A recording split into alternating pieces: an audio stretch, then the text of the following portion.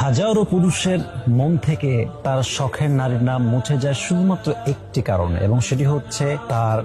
শখের নারীর সবচেয়ে খারাপ ব্যবহার, বাজে ব্যবহার। দেখুন, একজন পুরুষ যখন তার পছন্দের মানুষকে বিয়ে করে, তার সবচেয়ে বড় এক্সপেকটেশন হচ্ছে তার স্ত্রী সবসময় বিনয়ের সাথে চলবে, ভালো ব্যবহার করে চলবে, কখনো শাউট করে, লাউড করে,